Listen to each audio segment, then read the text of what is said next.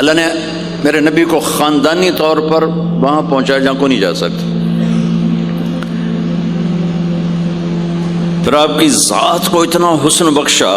ایک آدمی بات حسن کی کرے، آپ کالا کلوٹا بیٹھا ہوئے تو گل جڑ دی کوئی. تو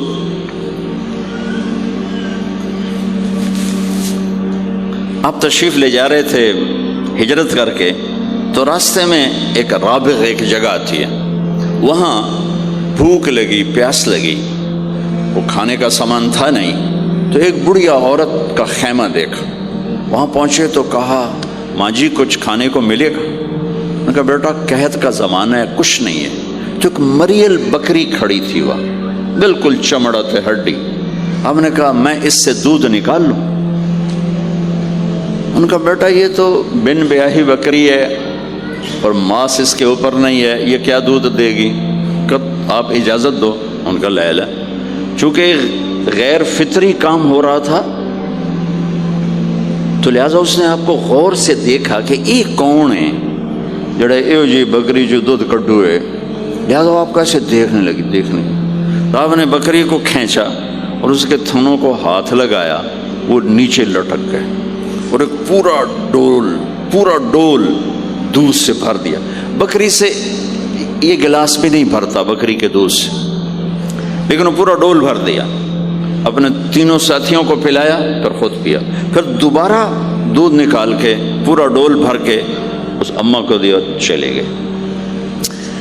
بکری کی عمر 7 سال ہوتی ہے، 7 سال تک زندہ رہتی ہے، ذبح نہ کریں مر جاتی.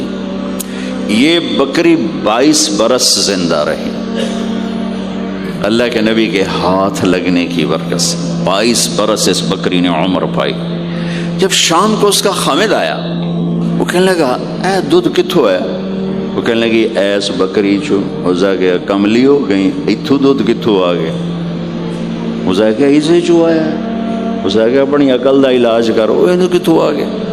کہا نہیں، ایک کوئی جادوئی شخصیت والا نوجوان آیا تھا، اس کے ہاتھوں میں کوئی طاقت تھی، اس نے تھنوں کو ہاتھ لگایا اور چشمہ بنا دیا. اچھا کیسا تھا ذرا بتاؤ؟ سفیلی، ذرا دسے نہ کیوں جائے. اب اس نے بتایا کہ میں نے کیا دیکھا، اور وہ کمال کیا اس بڑھیا نے کہ آج تک بڑے بڑے علماء ان الفاظ کا ترجمہ کرتے ہوئے تھک رہے ہیں. وہ کہنے لگی ابا معبد رأيت رجلا ظاهر الوضاء أبلج الوجه حسن الخلق لم تعبه ثجلة لم تزر به سعلة أزج أقرا وسيم قصيم في عينيه تعج في صوته صحل في لحيته كثافة في عنقه سطع إن تكلم علاه البهاء وإن سكت علاه الوقار وهو أندر الثلاثة. مجھے بھی ہمیشہ اس کے ترجمے میں تھکنا ہی پڑتا ہے، لیکن مجھے اس کی بڑی ایک تعبیر اللہ نے سجائی. کہنے لگے میں اس کا ترجمہ یوں کرتا ہوں، کہنے لگے ابو معبد میں تمہیں کیا بتاؤں، میں نے ایسا انسان دیکھا مجھے لگا جیسے 14ویں کا چاندی کپڑے پہن کے زمین پہ آ گیا. کہ مجھے یوں لگے 14ویں کا چاندی زمین پہ کپڑے پہن کے اتر آیا. کیا حسن تھا، کیا جمال تھا، کیا خوبصورت بھویں تھیں، کیسا ماتھا چوڑا تھا، آنکھیں کیسی حسین تھیں. اتعج اشکل احور اہدب اکہل انجل ابرج. میرے نبی کی آنکھوں کے بارے میں 7 الفاظ آتے ہیں، 7 جو میں نے ابھی دہرائے، اور ان 7 کا ایک ترجمہ ہے کہ کائنات میں ایسی آنکھ اللہ نے کسی کو نہیں عطا فرمائی، ایسی خوبصورت آنکھیں اللہ نے عطا فرمائی آپ کو. آواز میں جادو تھا، آواز میں جادو تھا، پکڑ آواز دل کو پکڑتی تھی. گردن لمبی خوبصورت، چہرہ 14ویں کے چاند کی طرح چمکتا تھا، اور براق الثنایا، دانت ایسے خوبصورت تھے، مسکراتے تھے تو دانتوں سے نور نکلتا دکھائی دیتا تھا، جب بولتے تھے تو نور چھا جاتا تھا. چپ ہوتے تھے وقار چھا جاتا تھا، خوبصورت سیاہ کالے بال تھے، نیم گھنگریالے بال تھے، پیٹ نہیں نکلا ہوا تھا، بال نہیں اڑے ہوئے تھے، سیدھا وجود تھا، سیدھا۔ کتنے ہمارے معاشرے کے لوگ ہیں، آپ سجے پاسے بیٹھے ہوں پیٹ کھبے پاسے گئے ہوں، پیٹ کھبے پاسے ہوں آپ سجے پاسے ہوں۔ تو اللہ نے کھانا حلال حرام بند کیا ہے، حلال کھاؤ، حلال کا بھی طریقہ سکھایا کہ ماں بنتے نہ کھاؤ، بندہ بنتے کھاؤ، اتنا نہ کھاؤ کہ چربیاں چڑھ جائیں، زیادہ کھانا انسانیت نہیں، کم کھانا انسانیت۔ بیچ میں بات آگے کہہ رہا ہوں، میرے نبی نے کہا سب سے بدترین برتن جسے انسان بھرتا ہے اس کا پیٹ ہے، سب سے بدترین برتن جسے انسان بھرتا ہے اس کا پیٹ ہے۔ اور اگر تم نے کھانا ہی ہے اور تم کہتے ہو نہیں میں نے کھانا ہی ہے، تو 3 حصے کرو، ایک غذا کے لیے، ایک پانی کے لیے اور ایک ہوا کے لیے، ایک حصہ چھوڑو، ساری زندگی بیماری نہیں آئے گی۔ لیکن یہاں تک کھانے کے بعد پھر ڈاکٹروں کی چاندی نہیں ہوگی تو اور کیا ہوگا؟ جب تک یہ بیکریاں ہیں، یہ کولڈ ڈرنکس ہیں اور یہ فاسٹ فوڈز ہیں، صحت مند کوئی نہیں ہوگا۔ بھوکے رہنے میں اللہ نے صحت رکھی، کھا کھا کے تباہی پھیر دیتے۔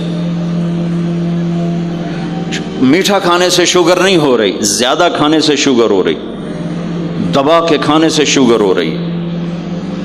اللہ میرے نبی نے کھانے کا طریقہ بھی بتایا، کھانے کی چیزیں بھی بتائیں، کھانے کا طریقہ بھی بتایا، کھانے کے آداب بھی بتائے۔ کہنے لگی 2 لفظ جو دنیا میں کسی انسان کے لیے استعمال نہیں ہوئے، میں نے آخر میں چھوڑ دے۔ کہنے لگی ابو معبد، میں جب اس کو دیکھتی تھی نا تو میرے دیکھنے کی طلب اور بڑھ جاتی تھی، پھر جب دیکھتی تھی طلب اور بڑھ جاتی تھی۔ وہ جب تک کھڑے رہے میری آنکھ نہیں بھری۔ وسیم وسیم وسیم۔ ابو معبد میں جدھر سے دیکھتی تھی حسن ان کا غلام تھا، ہاتھ جوڑ کے کھڑا تھا۔ قسیم قسیم، قسیم اسے کہتے ہیں جس کو چاروں طرف سے حسن و جمال نے گھیرا ہوا ہو، اور وسیم اسے کہتے ہیں جس کو دیکھ کے نہ دل بھرے نہ آنکھ بھرے۔ دنیا کا ہر حسن تھوڑی دیر دیکھنے کے بعد خوبصورتی ختم، کشش ختم۔ ایک ہستی کائنات میں آئی ہے میرے اور آپ کا نبی، جن کو جتنا دیکھا جاتا تھا دیکھنے کا شوق بڑھتا تھا۔ ام عائشہ بیٹھی کپڑا سی رہی تھی، سوئی گر گئی، تھوڑا سا اندھیرا نظر نہیں آ رہی، ہمارے نبی کمرے میں انٹر ہوئے تو آپ کے چہرے کے نور سے سوئی چمکنے لگی تو آپ نے سوئی کو اٹھایا ہے۔ یہ میرے نبی کا ظاہر ہے جو اللہ نے اتنا خوبصورت کر کے بنایا۔ پھر یہیں ہمیں زندگی کی خوبصورتی بھی ملی کہ زندگی خوبصورت ہو۔ زندگی خوبصورت ہوتی ہے رویوں کے ساتھ۔ پہلا رشتہ خامند اور بیوی ہے، پھر اولاد ہے، پھر آگے رشتے بنتے ہیں، ماں باپ ہیں، یہ سارے رشتے یہ اس زندگی سے بنتے ہیں جو میرے نبی ہمیں سکھا کر گئے۔ آپ بطور چونکہ آپ نے باپ تو دیکھا نہیں، ماں کو دیکھا ہے، اور ماں کے ساتھ زیادہ عرصہ نہیں رہے، صرف 6 سال رہے ہیں، تو ماں کے ساتھ کیا ہونا چاہیے؟ ماں کے ساتھ سلوک ہوگا تو ماں دعا دے گی نا۔ باپ کی خدمت کرو گے تو باپ دعا دے گا نا۔ آنکھوں میں آنکھیں ڈال کے بات کرو گے تو زندگی باپ کو تو نیند نہیں آئے گی، ماں کو تو نیند نہیں آئے گی۔ ماں باپ میں سلوک و اولاد لڑ کے بیٹھی ہو تو ماں باپ کو تو نیند نہیں آئے گی۔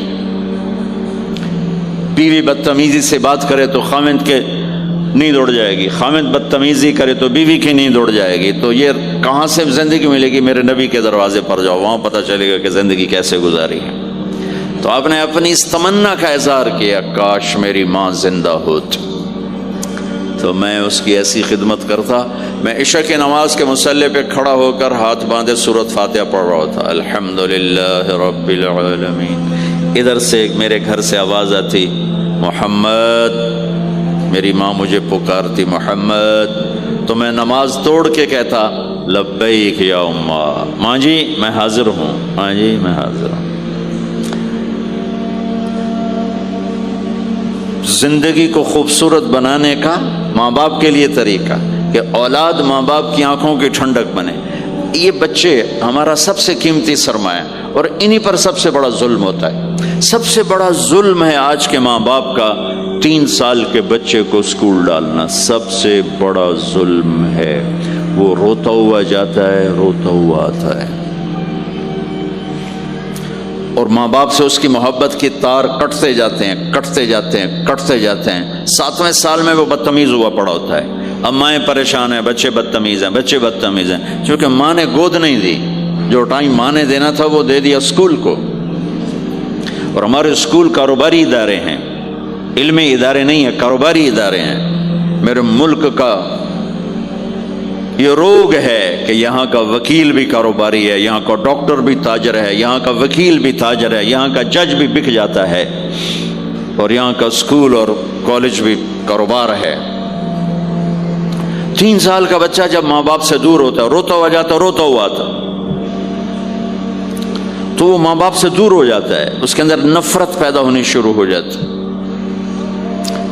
سر اٹھا جو ہی وہ سر نکالتا ہے تو وہ ماں باپ کا نافرمان ہو جاتا ہے، بدتمیزی کرتا ہے، لڑتا ہے، جھگڑتا ہے، کیونکہ ماں اور باپ نے ٹائم نہیں دیا. اور پھر اس موبائل نے ہماری زندگی، گھر کی زندگی تباہ کر دی ہے کہ بچہ آ کر ماں سے بات کرتا ہے، ماں موبائل کو دیکھ کے بچے سے بات کر رہی ہوتی ہے. وہ باپ سے بات کرتا ہے، وہ اپنے موبائل میں اور بچے سے بات کرتا ہے. یہ اس بچے کی عزت کو ذبح کر دینے والی بات. آنکھ سے آنکھ ملانا عزت دینا ہے. میرے نبی پاک صلی اللہ تعالی علیہ وسلم کی طرف جب کوئی آپ کو بلاتا نا، یا رسول اللہ آپ سے، تو مثلا یہ ہماری مجلس ہے، ادھر بھی لوگ ہیں، ادھر بھی لوگ ہیں. اب مجھے کوئی ادھر سے بلائے تو میری تو اتنی گردن مڑے گی، کوئی ادھر سے بلائے میری اتنی گردن مڑے گی. لیکن میرے نبی پاک صلی اللہ علیہ وسلم کو ادھر سے جب کوئی آواز دیتا یا رسول اللہ، تو اب یوں نہیں کرتے تھے، ہاں جی دسو کی گل ہے. اب پورا یوں کرتے تھے ایسے. بولو میرے بھائی کیا بات ہے. سبحان اللہ. آپ کو ادھر سے کوئی بلاتا یا رسول اللہ، تب ایسے نہیں کرتے تھے، ہاں جی بولو. اب پورا ایسے مڑ کر پھر فرماتے، جی فرمائیے کیا بات. اب عام لوگوں کے ساتھ یہ فرماتے تھے. ہم تو اپنی اولاد کے ساتھ یہ نہیں کرتے، بیوی خامند کے ساتھ یہ نہیں کرتے، خامند بیوی کے ساتھ یہ نہیں کرتے.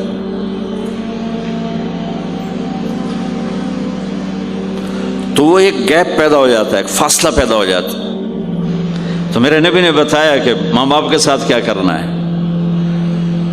کہ میری ماں ہوتی تو میں نماز ہی توڑ دیتا اس کے لیے. حج کا سفر 70,000 کا مجمع تقریباً جمع ہو چکا ہے ابوا پہنچتے پہنچتے، اور آپ ایک دم اونٹنی کا رخ موڑو پہاڑوں میں چلے گئے. میری زندگی سفروں میں گزری ہے، ان میں خوبصورت ترین سفر میرا وہ ہے جو میں نے حضرت اماں آمنہ کی قبر پہ حاضری تھی. پہاڑوں کے اندر آپ اندر تشریف لے گئے، مجمع بھی ساتھ ہو گیا. کدھر جا رہے ہیں؟ اونٹنی کو بٹھایا. پہاڑ ہے کچھ 40-50 فٹ اونچا، اس کے اوپر قدرتی ایسے ایک پلین بنا ہوا ہے جیسے اللہ نے پہلے سے سنبھال کے رکھا ہوا تھا. اب تو انہوں نے قبر کا نشان مٹا دیا ہے. تو ماں کی قبر کے سرہانے تشریف لے گئے اور گھٹنے اٹھائے، ہاتھ یہاں رکھے اور سر گھٹنوں میں دیا ایسے. یہ پوزیشن ہے چھوٹے بچے کے رونے کی. جب وہ رونا چاہتا ہے تو پھر اپنے پاؤں اٹھا کر یوں کر دیتے. پھر اس کے بعد آپ ایک معصوم بچے کی طرح روئے، اور اتنا روئے کہ آپ کی ساری داڑھی آنسوں سے تر ہو گیا، آپ کا احرام تر ہو گیا، اور اپریل کی دھوپ تھی. اور آپ نے فرمایا میں آج رات یہیں قیام کروں گا. میں وہاں گیا ہوں، وہاں 2 آدمی نہیں ٹھہر سکتے. میرے نبی نے کہا میں یہیں ٹھہروں گا. آگے کوئی 6-7 میل دور انتظام تھا حاجیوں کے اس قافلے کے ٹھہرنے کا. کچھ لوگ چلے گئے ہوں گے لیکن آپ نے وہ رات اپنی ماں کے سرہانے گزاری. اور میں جب وہاں پہنچا تو مجھے چونکہ سیرت پڑھی تھی تو مجھے چشم تصور میں وہ نظر آ رہا تھا. حضرت آمنہ کی عمر صرف 25 برس تھی اور ہارٹ اٹیک ہوا اچانک. بولا نہیں جا رہا اور اللہ کے نبی ماں کو دیکھ کے گھبرا رہے ہیں کہ کیا ہوا. 6 سال کا بچہ پہلی موت دیکھ رہا ہے, وہ بھی ماں کی. تو مجھے ہارٹ اٹیک ہوا تو بولا نہیں جاتا. بلا رہے ہیں, بولا نہیں جا رہا, آوازیں نکل رہی. تو بلا رہے ہیں, ام ایمن بھی ساتھ ہے, آوازیں نکل رہی. لیکن بجھنے سے پہلے شمع کے جو بھڑکتی ہے 2 لفظ بولے, کل حی میت و کل جدید بال وقد ولدت طہرا. میرے بچے, ہر جوانی ڈھلتی ہے اور ہر زندگی موت کا نوالا بنتی ہے. مجھے لگتا ہے میرا وقت آ گیا ہے, لیکن میں ایک ایسے بچے کو چھوڑ کے جا رہی ہوں جو ساری دنیا کو پاک کر دے. پاکیزہ چھوڑ کے جا رہے ہیں. تو پتھروں میں ہی دبایا, کوئی کھودنے کا تو انتظام ہی نہیں تھا. تو جب پہاڑ سے نیچے اترے تو اللہ کے نبی نے ایک دم ہاتھ چھڑایا, دوڑ لگائی اور پھر پہاڑ پہ چڑھ گئے. تو ام ایمن آپ کی ماں ہے, دودھ پلا. 8 عورتوں نے میرے نبی کو دودھ پلا, ان میں ایک ام ایمن بھی.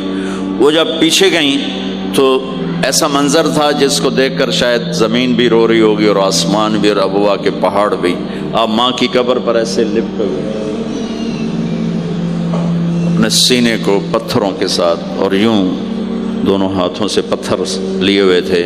جب آپ ام ایمن قریب آئیں تو آپ سنا تو آپ فرما رہے تھے, ماں جی آپ کے سوا تو میرا کوئی نہ تھا, آپ بھی مجھے چھوڑ کے چلی گئیں, میرے لیے اب کس کی گود ہے. تو ام ایمن رضی اللہ عنہ نے اٹھانا چاہ کے, بیٹا اٹھو, تو آپ نے انکار کر دیا. تو میں نے کھینچ کے نیچے لائیں اور زبردستی لائیں اور اونٹنی پر بٹھایا. اور آگے 2 راتوں کا سفر تھا, وہ سب میرے نبی کے خاموش آنسوؤں سے آپ کا گریبان تر ہوتا گیا. اور آگے نہ کوئی خالہ ہے, نہ کوئی اور آسرا ہے, نہ باپ ہے. باپ اور ماں ہی بڑا سہارا ہوتے ہیں. دادا نے کفالت میں لیا 8 سال کی عمر میں, ان کا بھی اللہ نے ان کو بھی اپنے پاس بلا لیا. تو وہ سارا منظر میرے سامنے گھوم رہا تھا, اوپر سے سورج ڈوبنے والا تھا. تو وہ عجیب کیفیات تھے, وہ میں بیان نہیں کر سکتا ہوں. کہ اللہ کی قسم, اگر آپ اور میں زندگی کو خوبصورت بنانا چاہتے ہیں تو اپنے نبی کی زندگی کو سیکھنا ہوگا, ان بچوں کو سکھانا ہوگا. ہم نے کوئی کاروباری کام نہیں کیا ہے کہ ہم سے کوئی کاروبار کر رہے ہیں, کوئی پیسہ کما رہے ہیں. حاشا وکلا, حاشا وکلا. ہماری یہ نسل, ان کے ساتھ کاروبار کر رہا ہوں کہ یہ پروان چڑھیں اپنے نبی کی محبت کے ساتھ, یہ پروان چڑھیں اپنے حبیب کے نقش قدم پر چلنے کے ساتھ. ان کے اندر اللہ, اس کے نبی کی محبت, ہر بچے بچی کے اندر اللہ نے اپنے اور اپنے حبیب کی چپ ڈال دی, اس کو نکالا نہیں جا سکتا. میں اس کو ایکٹیویٹ کرنا چاہتا ہوں کہ اللہ کرے ان کے جذبے اللہ کے نبی کے ساتھ جڑ جائیں. پھر ماننا آسان ہو جاتا, پھر اطاعت آسان ہو جاتی. جب محبت نہیں ہوتی تو اطاعت نہیں آتی. تو میرے بھائی بہنوں, زندگی کی خوبصورتی کا تعلق میرے نبی والے خوبصورت اخلاق کے ساتھ. پھر آپ نے بیویوں کے ساتھ کیا سلوک کیا. 2 مہینے چولہا نہیں جلتا, 2 مہینے کھانے کو کچھ نہیں ملتا, اور ہر بیگم قربان ہے, فدا ہے. 2 مہینے جس عورت کے گھر میں چولہا نہ جلے وہ خامند کا کیا حشر کرے گی. اور میرے نبی کے گھر میں 2 مہینے چولہا نہیں جل رہا ہے, خود بھی بھوک برداشت کر رہے ہیں, بیگمات بھی بھوک برداشت کر رہے ہیں. ایک رات حضرت عائشہ کے ساتھ لیٹے ہوئے تھے ایک ہی چارپائی پر, تو آپ کبھی یوں کروڑ بدلتے, کبھی یوں کروڑ بدلتے. پھر ایک دم آگے بڑھے اور چارپائی کی لکڑی کے اوپر ایسے پیڑ کو ٹیک کر نیچے جھک گئے. تو عائشہ اٹھ کے بیٹھ گئے, یا رسول اللہ کیا ہوا. آپ سیدھے ہو کر فرمایا, عائشہ بھوک بڑی لگی. جس کے ہاتھ میں جنت کی چابی ہو, جو میرے نبی کا، میرے اللہ کا محبوب اور حبیب ہو، جس سے پردے ہٹا کر میرا رب کلام کر چکا ہو، جسے قاب قوسین او ادنا کا مقام دے چکا ہو، اور جس سے آگے مقام محمود پر بٹھانے والا ہو، اور جس کی شفاعت سے جنت کا دروازہ کھلنے والا ہو۔ عائشہ بھوک بڑی لگی تو عائشہ رونے لگی کہ یا رسول اللہ آپ اللہ سے بات کیوں نہیں کرتے ہیں؟ کہ نہیں عائشہ، اسی بھوک میں اللہ سے ملوں گا، مجھ سے پہلے جو نبی میرے ساتھی تھے وہ بھی اسی طرح چلے گئے، میں بھی ایسے ہی چلا جاؤں گا۔ اور اس کے باوجود بیویاں قربان ہو رہی ہیں، فدا ہو رہی ہیں۔ کس چیز نے باندھا ہوا تھا؟ میرے نبی کے سلوک نے، میرے نبی کے اخلاق نے۔ اللہ کی قسم، میرے نبی کی شادیاں شوق کی شادیاں نہیں تھیں۔ ایک حدیث سناتا ہوں، ما تزوجت وما زوجت الا بوحی من السماء نزل به جبریل۔ سن لو لوگو، میں نے جہاں شادی کی، میں نے جہاں بیٹی دی، پہلے آسمان سے وحی آئی، جبریل لے کر آئے، پھر میں نے شادی کی۔ تو یہ شوق کی شادیاں نہیں ہیں، زندگی سکھانے کی شادیاں ہیں، کیونکہ سب سے مشکل رشتہ خامند اور بیوی ہے، سب سے مشکل رشتہ خامند اور بیوی ہے۔ اس وقت طلاقیں کیوں بڑھ رہی ہیں؟ ایک تو یہ ہماری یہ جو فاسٹ فوڈ ہے، اس نے ہمارے اندر جو ایک نیچرل سسٹم تھا اسے ڈسٹرب کر دیا ہے، تو غصہ بڑھ گیا ہے، برداشت گھٹ گئی ہے، چھوٹی چھوٹی باتوں پہ گھر اجڑ رہے ہیں، گھر اجڑ رہے ہیں۔ پہلے یورپ میں سنتے تھے، اب یہاں پاکستان آج شادی ہوتی، چوتھے دن طلاق ہو رہی ہوتی۔ میں وہاں بیان کے لیے نکل رہا تھا مانچسٹر، تو میرے ساتھ جو گاڑی چلا رہا تھا، میں نے پوچھا آپ کیا کرتے ہو؟ لاہور کا تھا۔ کہا جی میں وکیل ہوں۔ میں نے کہا یہاں کوئی جھوٹے کیس ہوتے ہیں جیسے پاکستان میں؟ کہا جی نہیں، یہاں جھوٹا کیس کوئی نہیں ہوتا، جو بھی ہوتا ہے جنون ہوتا ہے۔ میں نے کہا یہاں مسلمانوں کے لڑائی جھگڑے آتے ہیں؟ کہا جی ہاں جی آتے ہیں۔ میں نے کہا سب سے زیادہ کیا جھگڑے آتے ہیں؟ کہا جی سب سے زیادہ طلاق کے آتے ہیں، طلاق طلاق طلاق طلاق۔ کہ نہیں سیکھا، زندگی برداشت کا نام ہے، برداشت کرنا سیکھا نہیں۔ میرے نبی نے 11 شادیاں کی، ہر قسم کی عورت کے ساتھ شادی کی، خاندان کے اندر، برادری کے اندر، اور خاندان برادری سے باہر۔ یہی 3 نسبتیں ہیں۔ اپنے خاندان میں قریش، تو آپ کی کئی بیگمات قریش، حضرت عائشہ، حضرت حفصہ، حضرت زینب، حضرت ام حبیبہ، یہ سب قریش ہیں۔ قریش سے باہر حضرت میمونہ، حضرت جویریہ، یہ قریش سے باہر ہے، برادری۔ پھر برادری سے بھی باہر شادی کی، یہود، حضرت صفیہ یہودی کی بیٹی ہیں، ان کے ساتھ شادی کی۔ ہر نسل سے شادی کی، اوپر والے کا نظام ہے۔ اپنے سے مالدار حضرت خدیجہ، اپنے برابر ام سلمہ، ام حبیبہ، اپنے سے کم فخر میں جویریہ، صفیہ، اپنے سے غربت کے ساتھ نہیں۔ عمر سے بڑی کے ساتھ شادی کی حضرت خدیجہ، ہم عمر کے ساتھ شادی کی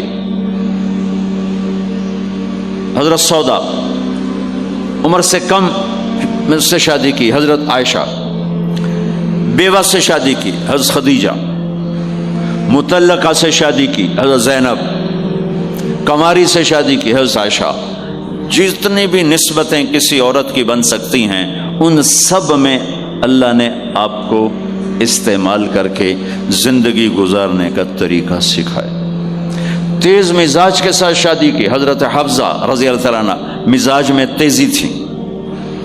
حضرت عمر رضی اللہ تعالیٰ عنہ کی بیٹی، مزاج میں شدت تھی، زندگی گزار کے دکھایا۔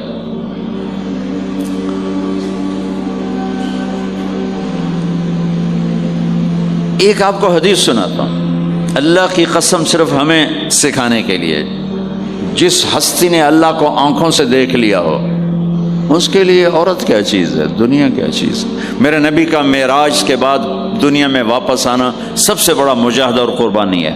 جنت میں اللہ ہمیں نصیب کر، جب اللہ کا دیدار ہوگا تو اس کے بعد اللہ کی قسم جنت والوں کو جنت بھول جائے، عورتوں کو خامد بھول جائیں گے، خامدوں کو بیویاں بھول جائیں گی، اور جنت کی ہر نعمت بھول جائے گی، صرف اللہ کو دیکھنے میں گم ہو جائیں گے۔ اور میرے نبی اپنی آنکھوں سے اللہ کو دیکھ کر آئے ہیں، ٹھیک ہو گیا۔ اب ایک حدیث سنو، عائشہ مجھے جب سے پتہ چلا ہے نا، کہ تو جنت میں میری بیوی ہے تو میرے لیے تو مرنا ہی آسان ہو گیا ہے۔ اللہ اکبر۔ یا عائش انہ لیہون علی ان اریتک زوجتی فی الجنہ، میرے رب کی قسم ہمیں آپ کو سمجھانے کے لیے، ہمیں آپ کو بتانے، عائشہ مجھے جب سے پتا چلا ہے نا کہ تو جنت میں میری بیوی ہے، مجھے تو مرنا اچھا لگنے لگا ہے، مجھے تو مرنا اچھا لگنے لگا ہے کہ تو جنت میں میری بیوی ہے۔ سبحان اللہ۔ ادھر اچھا جی جنت بھی یہی لبنی ہے جی، یہ جنت جا کے بھی یہ نالی رانا ہے، یہاں یہ باتیں سننے کو ملتی۔ اور میرا نبی کہہ رہا ہے عائشہ مجھے پتہ چلا ہے کہ تو جنت میں میری بیوی ہے تو میرے لیے تو مرنا ہی آسان ہو گیا۔ سبحان اللہ، کیا خوبصورت، اللہ کی قسم یہ دلداری تھی۔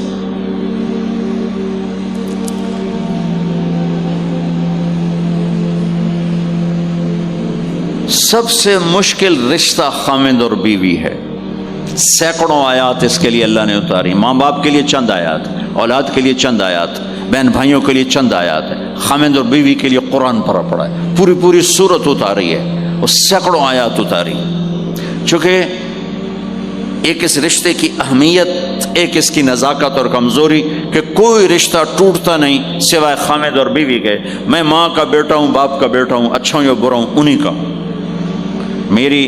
میرا نسب میری نافرمانی سے بدل نہیں سکتا، میں اللہ بخش کا بیٹا ہوں، میرا یہ نسب بدل نہیں سکتا، اچھا ہوں یا برا ہوں، اللہ ان کی قبر روشن کرے۔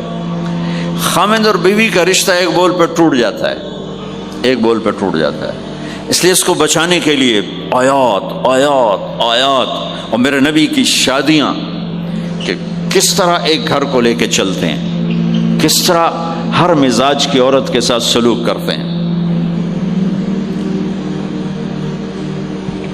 جہاد کا سفر، کاروباری سفر نہیں، میرے نبی کا، اور چلنے لگے، اعلان ہوا کوچ کرو، سب نے سواریاں کس لیں، سامان کس لیا، یوں چلنے کا حکم ہو رہا ہے، اور حضرت عائشہ رضی اللہ نے اپنا یوں دیکھا، اونٹنی پہ بیٹھ گئی تھیں، ہار کوئی نہیں، یا رسول اللہ میرا تو ہار کوئی نہیں، میرا ہار گم ہو گیا ہے، میرا ہار تلاش کریں ہم پھر چلیں گے۔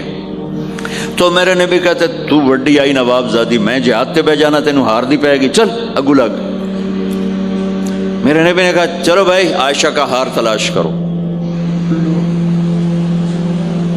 اللہ کی قسم میں جب یہ واقعات پڑھتا ہوں یا سناتا ہوں میں خود حیرت میں ڈوبا ہوتا ہوں کہ کیا کر دیا میرے نبی نے، جہاد کا سفر، اور میرے نبی کا ہار تلاش کرو بھائی، اب سارے ہار تلاش کر رہے ہیں، کچھ دن چھپ گیا اور ہار کی تلاش تو بند ہو گئی اور سفر بھی بند، چونکہ اندھیرے میں کہاں جائیں گے، اور آپ کے ماتھے پہ شکن، عائشہ تیری وجہ سے ساری مصیبت ہے، اللہ دے بندی تو ہار دے مگر پہ گئی، کیوں گا اللہ ہار دی، ایک لفظ نہیں فرمایا، سارے قافلے نے قیام کیا، عشاء تک تو پانی تھا، وضو کا پانی ختم ہو گیا، عشاء مغرب عشاء پڑی کٹھی تو پانی ختم ہو گیا، اب پانی ختم ہو گیا تو فجر کی نماز آ رہی ہے، پانی کوئی نہیں ہے، تو سارے صحابہ نے ابو بکر پہ چڑھائی کی، ویکھے تیری دھی تے مگر ساڑے نال کی بنی، ہن اسی نماز کی میں پڑھنی ہے، پانی تو ہے نہیں تے وضو کی میں کرنا ہے۔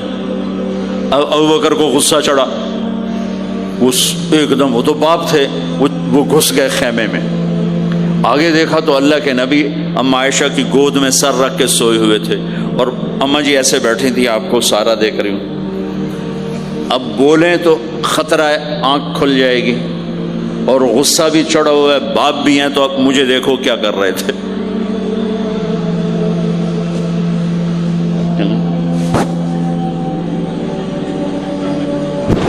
تیرے جو پھر یوں ماری زور سے انگلی بیٹی کی نا یہاں، پہلے یوں کرتے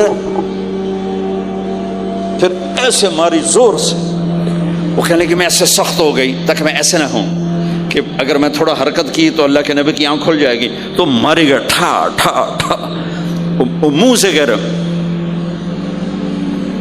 اور وہ ایسا کر کے بیٹھی چمک، غصے میں باہر چلے۔ اب آپ کی آنکھ کھلی فجر پر، تو اس عائشہ نے کہا یا رسول اللہ وہ تو باہر تو بڑا مسئلہ ہو گیا ہے، پانی کوئی نہیں ہے اور نماز کا وقت ہو گیا ہے، وضو کیسے کریں؟ سبحان اللہ، اللہ نے قانون بدل دیا، دنیا میں پہلی دفعہ ہونے لگا ہے۔ 1,24,000 نبی آئے، پانی نہ علی وضو ہو سکتا ہے، اس کے علاوہ نہیں ہو سکتا۔ میرے اللہ نے قرآن اتارا فَإِن لَّمْ تَجِدُوا مَاءً فَتَيَمَّمُوا صَعِيدًا طَيِّبًا فَامْسَحُوا بِوُجُوهِكُمْ وَأَيْدِيكُمْ مِنْهُ۔ اچھا میرے بندو پانی مک گیا ہے، چلو مٹی چاہتے منہ تے مارو تے دوئی چاہتے ہتھاں تے مارو تے تمہارا وضو ہو گیا، چلو تیمم کرو اور نماز پڑھو۔ اب وہ جو سارے ابو بکر پہ غصے ہو رہے تھے نا، عائشہ کہنے لگے واہ ابو بکر بھائی تیرے طفیل کی کم بن گیا، تیری دھی دے طفیل کی کم بن گیا۔ تو اسید بن حذیر پہلے ذرا زیادہ گرم ہوئے تھے، تو وہی ابو بکر تیرے گھر کی یہ پہلی برکت نہیں ہے، پہلے بھی بہت شمار برکتیں تیرے گھر کی طفیل امت کو ملی ہیں۔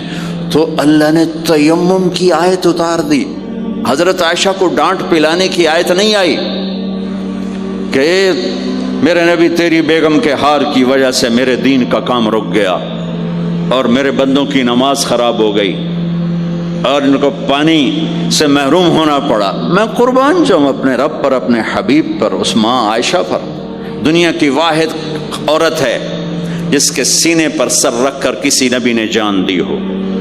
1,24,000 نبیوں میں سے کوئی نہیں ہے جس کا سر بیگم کے سینے اور ٹھوڑی کے درمیان ہو اور اس کی جان اللہ نے نکالی ہو۔ واحد میرے آپ کے مات فی سحری و نحری، سحری و نحری، سحری و کہ میرے چونکہ آپ ایسے بیٹھے تھی اور حبیب پاک آپ کے سینے پر یوں دراز تھے، نیم دراز اس طرح، اور آپ کا سر مبارک ٹھوڑی کے ساتھ لگ رہا تھا، ٹھوڑی کے ساتھ یہ جگہ یہاں لگ رہی تھی اور باقی یہاں تھی، آپ اس طرح۔ اور واحد خاتون ہے جن کا حجرہ کسی نبی کی آرام گاہ بنا، ابدی آرام گاہ بنا۔ واحد اماں عائشہ ہیں جن کے حجرے کو اللہ نے کسی نبی کے آرام گاہ بنایا، اور یہ واحد حجرہ ہے جہاں 70,000 فرشتہ صبح آ کے درود و سلام پڑھتا ہے اور شام تک پڑھتا ہے، اور شام کو 70,000 نیا آتا ہے اور صبح تک درود و سلام پڑھتا ہے اور واپس چلا جاتا ہے۔ کائنات اللہ جب مسلمان دنیا سے مٹ جائیں گے، مسجد نبوی مٹ جائے گی، بیت اللہ مٹ جائے گا، مدینے کی ایک اینٹ باقی نہیں بچے گی، مکہ کتنے بڑی بڑی بلڈنگیں، ایک اینٹ باقی نہیں بچے گی، اور وہاں سے گزرتے ہوئے لوگ کہیں گے لگتا ہے اتنے کدی آبادی ہوئے گی، ایتھے لگتا ہے کدی آبادی ہوئے گی۔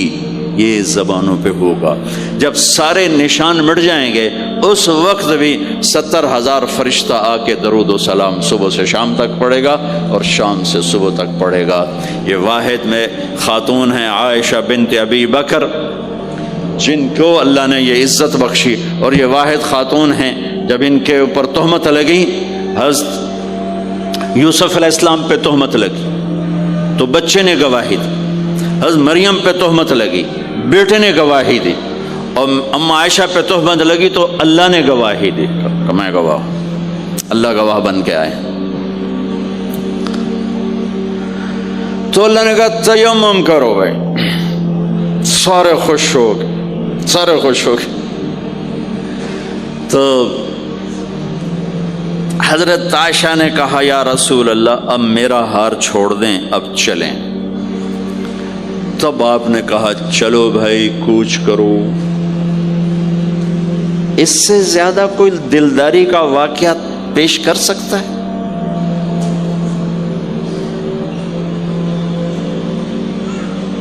سبحان اللہ۔ اور جب اونٹنی کو اٹھایا گیا وہ ہار کا دھاگا ٹوٹا اور پھسل کے اونٹنی کے نیچے چلا گیا، وہ سارے کھبے سجے ویندے رہ گئے، ہار نیچے پڑا تھا۔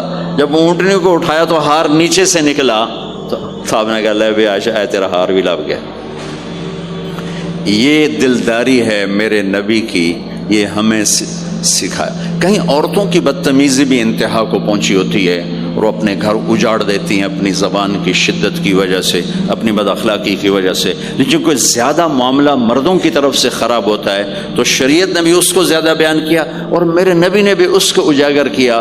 اور میرے نبی کی آخری تقریر آخری خطبہ حجۃ الوداع کا صرف ایک رشتے کو بیان کیا، صرف ایک رشتے کو بیان۔ ہم کتنے رشتوں میں جکڑے ہوئے ہیں، ماں باپ، بہن بھائی، چاچا تایا، خالہ خالو، دادا دادی، نانا نانی، ساس بہو، کتنے ہم رشتوں میں جکڑے ہوئے ہیں۔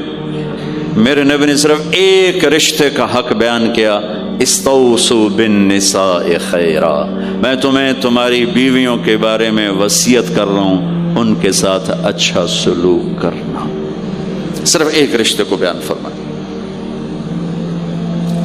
چونکہ یہ بنیادی رشتہ ہے، یہاں سے خاندان بنتا ہے۔ جب یہ ٹوٹ جاتا ہے اور ہمارا جوائنٹ فیملی سسٹم ہے تو کہیں ساس توڑ رہی ہے، کہیں سسر توڑ رہا ہے، کہیں نندیں توڑ رہی ہیں، کہیں خود خامد اپنی بے وقوفی کی وجہ سے توڑ رہا ہے، کہیں بیوی اپنی حماقت کی وجہ سے اس رشتے کو توڑ رہی ہے۔ ایک عورت آئی، ایک لڑکی آئی، یا رسول اللہ میری شادی ہونے لگی، میرے خامد کا کیا حق ہے میرے اوپر؟ دونوں طرف کی میرے نبی نے زندگی سکھائی۔ میرے نبی نے فرمایا تیرے خامد کے جسم پہ پھوڑے نکل آئیں، پھوڑوں میں گندا پانی جمع ہو جائے، پیپ جمع ہو جائے، اور تو زبان سے چاٹ چاٹ کے اس کے زخموں کو دھوئے، تو بھی تو نے اپنے خامد کا حق ادا نہیں کیا ہے۔ دوسرا، لائف کو بیلنس کیا میرے نبی نے کہ ایک گھر کیسے چلتا ہے اور کس طرح خوبصورت بنتا ہے، وہ میرے نبی کے اخلاق ہیں۔ آپ سب سے ایک بات کرتا ہوں، برداشت کرنا سیکھ لیں، زندگی خوبصورت ہو جائے۔ صرف سارے اخلاق کو میں جمع کروں ایک لفظ میں، برداشت، اور اس کو شریعت میں صبر۔ صبر کرنا سیکھ لیں، زندگی خوبصورت ہو جائے گی۔ بچیاں ساس کی شکایت کر رہی ہوتی ہیں، کبھی خامند کی شکایت کر رہی ہوتی ہیں، کبھی اولاد ماں باپ کی شکایت کر رہی ہوتی ہے، کبھی اولاد ماں باپ کی شکایت کر رہے ہوتے ہیں۔ شکایتوں سے جہان بھرا پڑا ہے۔ آپ شکایتوں کو دفن کر کے ہونٹ سی لیں، صبر، آہ نہ کر لبوں کو سی، عشق ہے دل لگی نہیں، سینے پہ تیر کھائے جا، آگے قدم بڑھائے جا، یعنی زبان حال سے کہہ دے کہ ہاں ستائے جا۔ جو ستاتا ہے چپ ہو جاؤ، جو ستاتا ہے چپ ہو جاؤ۔ اللہ کی قسم آپ ایسی طاقت بنو گے کہ پہاڑ بھی راستہ دیں گے۔ صبر انسان کی سب سے بڑی طاقت، صبر انسان کی سب سے بڑی طاقت ہے، صبر انسان کی سب سے بڑی طاقت، الٹا کے رکھ دیتی ہے چیزوں کو۔ چپ رہنا سیکھ، خاموش رہنا سیکھ، درگزر کرنا سیکھ، تو آپ دیکھیں گے آپ کی زندگی میں کتنا حسن آتا ہے، کتنی زندگی میں مٹھاس پیدا ہوتی ہے۔ غصہ نکال دینا وقتی ایک راحت ہوتی ہے، اور پھر شرمندگی اور ندامت کے سوا کچھ نہیں ہوتا۔ اور پی جانا، سہ جانا، یہ آپ کو ایک عظیم و شان ہستی بنا دے گا۔ آپ کی دعائیں عرش سے جا ٹکرائیں گی۔ چپ رہنا ان بچوں کو سکھائیں، خاص طور پر اپنی بیٹیوں کو چپ رہنا سکھائیں کہ میں دکھ سے کہتا ہوں میرے دیس کا سسرالی معاشرہ ظالم ہے، ظالم ہے، ظالم ہے۔ اس میں نہ کوئی نمازی کی قید ہے، نہ بے نمازی کی، نہ دیندار کی، نہ بے دین کی، نہ کسی پردے والے گھر کی، نہ بے پرد گھر کی۔ سسرالی معاشرہ بہت ظالم ہے، بہت ظالم۔ جوائنٹ فیملی سسٹم عذاب بن چکا ہے، عذاب۔ پہلے ایک رحمت تھی یہ کہ سب کو اپنے حقوق حدود کا پتہ تھا، اب کسی کی زندگی میں دخل دینا یہ ہمارے اخلاق بن چکے ہیں، تو ہم اپنی زندگیوں کو خراب کر چکے، برباد کر چکے۔ پھر اولاد کے ساتھ کیا کرنا ہے؟ میرے نبی نے حسن حسین کے ساتھ 7 سال گزارے، حسین کے ساتھ 6 سال، حسن کے ساتھ 7 سال علیہم السلام رضی اللہ عنہما۔ 7 سال میں بچہ سمجھدار ہوتا ہے، ایک نصیحت نہیں کی، ایک نصیحت، 7 سال ایک نصیحت نہیں پائیں گے آپ۔ اتنے بڑے نبی، اتنا بڑا انسانیت کا بوجھ، اور روزانہ ٹائم نکال کے بچوں کے پاس آ کر بیٹھتے تھے، ان کے ساتھ کھیلتے تھے، کشتی کرتے تھے، اور بھائیوں کو لائن میں کھڑا کر دیتے تھے۔ تو حضرت جعفر جوانی میں شہید ہو گئے، ان کے بچوں کو عون، عبداللہ، محمد، ان کے 3 بیٹے تھے، ان کو بھی بلا لیتے اور ایسے ان کو لائن میں کھڑا کر کے پھر ایسے بائیں پھیل، ہاں بھائی آؤ بھائی مجھے پکڑو، کون ہے جو مجھے پہلے ہاتھ لگائے گا، کون ہے جو مجھے پہلے ہاتھ لگائے گا۔ وہ دوڑ لگاتے پانچوں کا پانچوں، کوئی سر پہ چڑھتا، کوئی کمر پہ چڑھتا، کوئی گود میں گرتا، اور میرے نبی بیٹھ کے مسکراتے۔ ایک مجھے بات یاد ہے، صرف ایک یاد، کہ حضرت امام حسن رضی اللہ تعالیٰ عنہ علیہ السلام، انہوں نے صدقے کی کھجور اٹھائی اور منہ میں ڈال لی، صدقے کا آیا تھا مال، تو ایک کھجور اٹھا کے منہ میں، تو ہم کہا بخ بخ بخ، تب نے منہ میں نا انگلی ڈال کے کھجور نکال لی کہ بیٹا ہمارے گھر پہ صدقہ جائز نہیں ہے، اس کو پھینک دو۔ بس یہ ایک بات مجھے اپنے نبی کی زندگی میں ملتی ہے، ٹائم دیا، محبت دی۔ کمال کی بات ہے نہیں، اتنی بڑی ہستی ہو اور بچوں کے لیے گھوڑا بنے کھڑے، آؤ بھائی آؤ بھائی، دونوں ہاتھ بھی ٹیک دیے، گھٹنے بھی ٹیک دیے، آؤ بھائی میری کمر پہ چڑھ جاؤ۔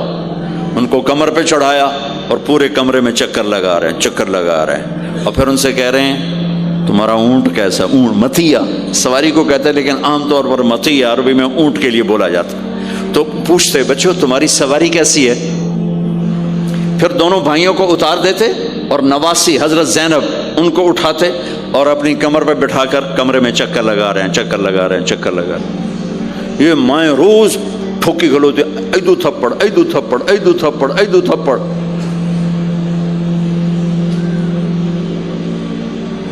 ساری مائیں سکول ماسٹر بنی ہوئی ہیں، بس ٹھوکی جاؤ، ڈنڈے ماری جاؤ، بس ایسی بے وقوف ہیں کہ جتنی محنت یہ کھانے پر کرتے، اپنے کپڑے کو سجانے پر کرتے، اس کا 100واں حصہ بچوں پہ کریں، ان کے بچے جنید بغدادی بن جائیں۔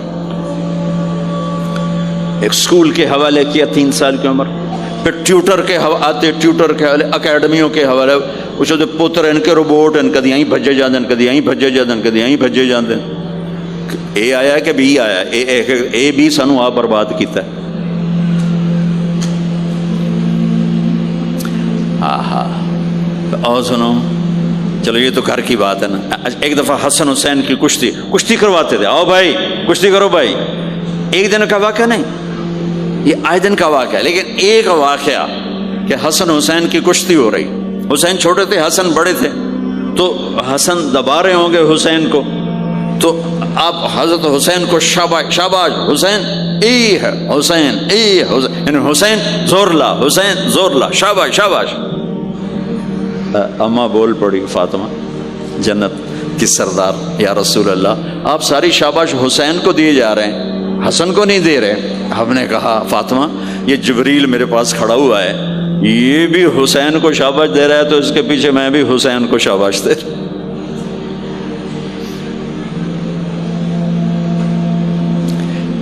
اس سے اور عجیب سنو، آپ فرض نماز پڑھا رہے ہیں، فرض نماز، فرض نماز، نفل نہیں، گھر میں نہیں، مسجد میں، اور آپ سجدے میں گئے اور حسن نے چھلانگ لگائی اور کمر پہ جا کے بیٹھ گئے، اور اینج بندہ کرسی تو ٹھوک کے بیٹھ جاتا۔ میرے نبی نے سجدہ لمبا کر دیا، اتنا لمبا کیا کہ وہ سجدے میں پڑے لوگ سوچنے لگے کہ کہیں اللہ کا نبی فوت تو نہیں ہو گیا۔ تو جو سامنے والی صف تھی انہوں نے یوں کر کے دیکھا، پچھڑوں کو تو نظر نہیں آنا، انہوں نے اینج کر کے دیکھا تو دیکھا تو حسن سجدے اوپر چڑھے ہوئے، تو ایک صحابی جو قریب تھے انہوں نے ایسے ہاتھ آگے بڑھایا اتارنے کے لیے، تو میرے نبی نے بغلوں سے دیکھا کہ ایک ہاتھ آگے آ رہا ہے، تو آپ نے سجدے میں یوں کیا، میرے بچوں کو کچھ نہ کہو، جب تک حسن نہیں اترے آپ سجدے میں پڑے رہے۔ اور ایک اور تماشا ہوتا تھا، چونکہ اب نماز لمبی پڑھاتے تھے، لمبی ہوتی تھی نماز، تو آپ ذرا پاؤں کا فاصلہ ہے تو حسن ادھر بیٹھتے، حسین ادھر بیٹھتے، نماز میں میرے رب کی قسم سنا رہا ہوں۔ اب یہ دونوں کی آپس میں نا وہ شروع ہو جاتی، وہ ادھر وہ ادھر، پہلے حسن پار کرتے تو حسین ادھر آ جاتے، پھر حسین ادھر جاتے تو حسن یوں آ جاتے، پورے قیام میں یہ دونوں بھائی یوں یوں کرتے رہتے تھے، یوں وہ ادھر وہ ادھر وہ ادھر وہ ادھر۔ سبحان اللہ، नमाज हो रही। इससे अजीब सुनो, आपने अपनी बेटी हजरत ज़ैनब, आपकी बड़ी बेटी ज़ैनब, उनकी बेटी उमामा को ज़ोहर या असर की नमाज पढ़ा रहे हैं, कहाँ बिठाया हुआ है? मैं पहले बयान करता हूँ, यहाँ बिठाया हुआ है अला यदिही, लेकिन मैंने अब चंद दिन पहले हदीस पढ़ी, यहाँ नहीं बिठाया, यहाँ नहीं बिठाया, ये यहाँ बिठाया हुआ था, यहाँ कंधे पर बिठाया हुआ था, यहाँ अला आतिक़िही, इसको आतिक़ कहते हैं, और नमाज पढ़ा रहे थे। जब आप रुकू में जाने लगे तो यहाँ से पकड़ा और आराम से उसको साथ बिठाया, फिर रुकू किया, कौमा किया, सजदा किया, सजदे से जब उठे तो फिर उमामा को उठाकर कंधे पे बिठा के फिर नमाज शुरू कर दी। 4 रकाता मेरे नबी इंज पढ़ाइयाँ कि नवासी यहाँ बैठी हुई है सिर्फ जिंदगी सिखाने के लिए, सिर्फ जिंदगी सिखाने के लिए। बच्चों को प्यार इतना दो कि वो आप पे कुर्बान हों। डंडा, सोटा, थप्पड़, बदतमीजी, डांट डपट, ये दूरियां पैदा कर देती। बहुत छोटी उम्र में मैंने सिगरेट पीने शुरू कर दिए, कुछ 7-8 साल की उम्र में मैंने सिगरेट पीने शुरू कर दिया। गाँव में थे तो कोई माहौल तो था नहीं, तो घरों को पता चल गया, तो अब मुझे सिगरेट से रोकने के लिए समझाया जा रहा है। जी, कैसे समझाया जा रहा है? मेरी माँ ने मेरा मुंह खोला नहीं करके, तो मेरे मासी ने चिमटा नपे ते विच अंगारा है तो ऐं करो, ठोका तेरे मुंह में, ठोका तेरे मुंह में। ये मुझे सिगरेट से रोका जा रहा है। जी, मुझे मंजर नहीं भूलता, मेरी माँ ने दोनों हाथों से मेरे जबड़े यूं खींचे और मेरी मासी ने अंगारा चिमटे में डालकर, पामा तेरे मुंह में, पामा तेरे मुंह में, पीवेगा सिगरेट? ओ मैं नहीं पींदा, ओ मैं नहीं पींदा। ठीक, बाहर निकल कर मैंने पहला काम सिगरेट सुलगाया, और मेरे छोटे भाई ने देख लिया मेरी मुसीबत। तैर मियाँ, वो मुझसे भी 2 साल छोटा, 5 साल था, मैं 7 साल और 5 साल। मैं कहता मेरी शिकायत लावेगा, मैं कहा तुल्ली मैं तुल्ली दे, मैंने उस सिगरेट उसके मुंह में लगाया, तू भी पी मैं भी पीना, ताकि मेरी शिकायत न लगाए।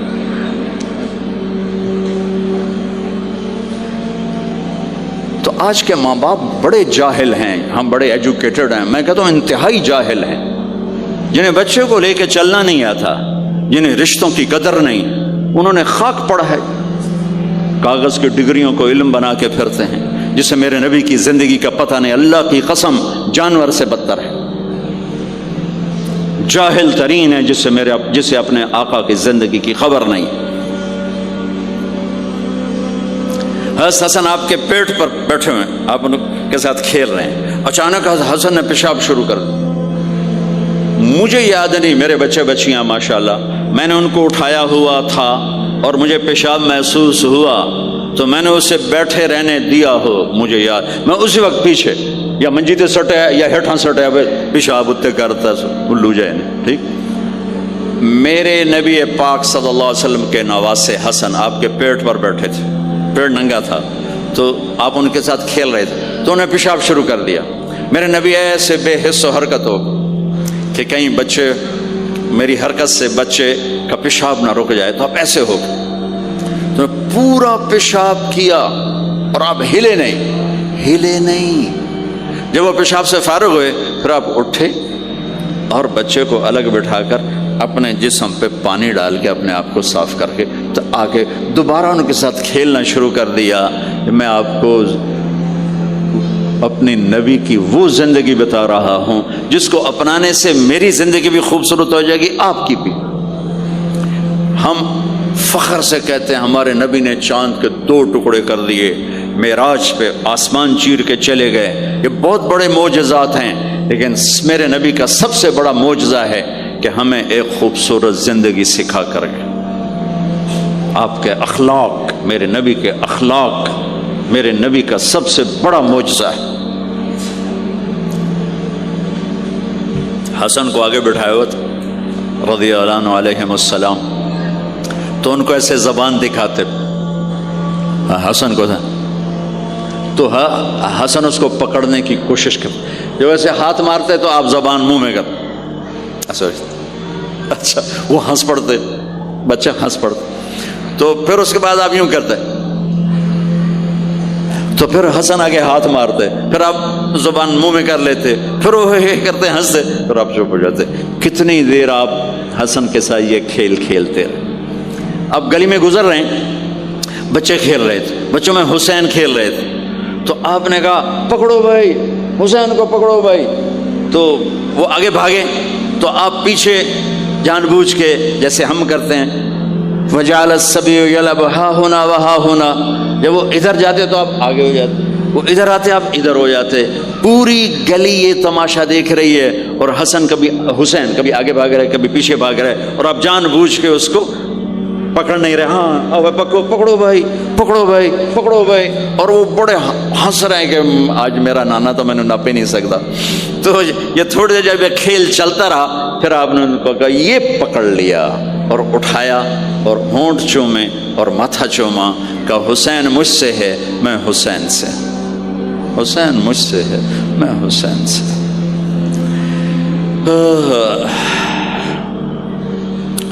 میرے بھائی بہنوں عزیزو, اسلام ہی تو خوبصورت زندگی سکھاتا ہے, وہی ہم نے بھلا دیا. کپڑے کیسے ہوں, ٹائی کیسی ہو, کوٹ کیسا ہو, گاڑی کیسی ہو, کھانا کیسا ہو, لباس کیسا ہو, سواری کیسی ہو, گھر کیسا ہو, ڈرائنگ روم کیسا ہو, میچنگ کیسے ہو, بھلا اس کو زندگی تھوڑا ہی کہتے ہیں. تو آپ سب سے کہتا ہوں کہ اپنے نبی کی زندگی اور سیرت کو پڑھیں, اس کو سیکھیں. یہ تبلیغ کا کام ایک عملی محنت ہے, سیکھنے. ان بچوں پر محنت کر رہے ہیں کہ اللہ کرے یہ پروان چڑھے تو ان کے اندر اللہ اس کے رسول کا پیار ہو, تو پھر یہ خود ہی چلنا شروع کریں گے.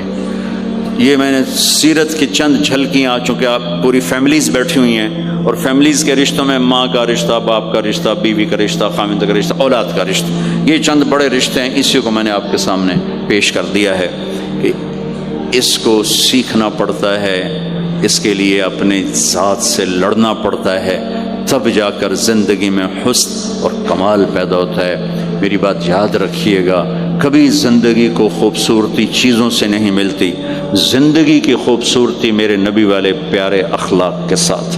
جس کو یہ مل گئے اس کے گھر میں 14ویں کا چاند ہر وقت چمکے گا, اور نصف النہار کا سورج ہر وقت چمکے گا.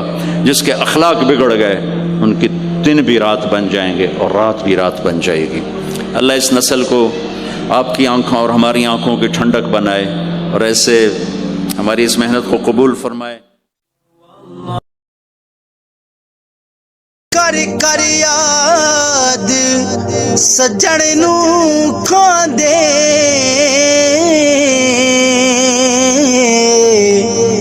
بھن بھن جگر نوالے,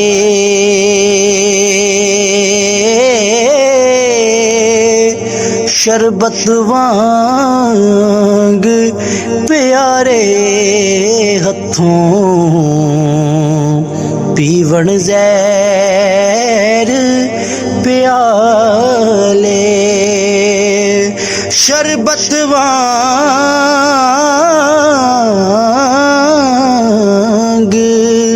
پیارے ہتھوں, پیون زہر پیالے.